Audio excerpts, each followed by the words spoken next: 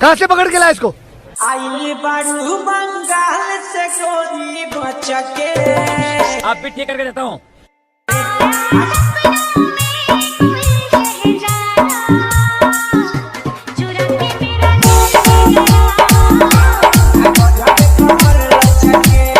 अरे जब भी ऊपर चढ़ता बंद क्यों कर देते हो?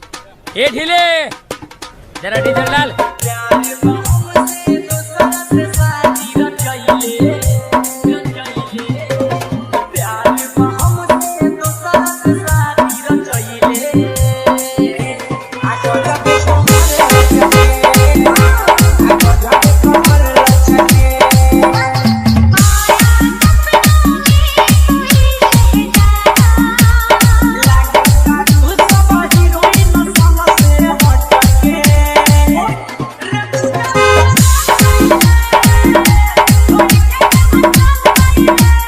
Bihari music, Bihari music, Bihari music.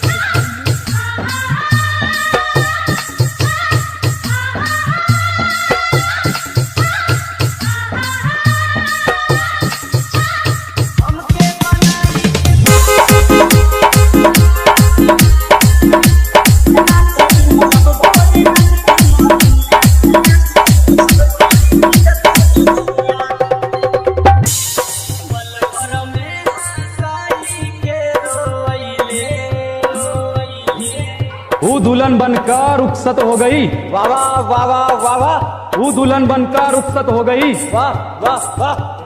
कहाँ तक करोगे ऊ का पीछा? वो किसी और की हो गई।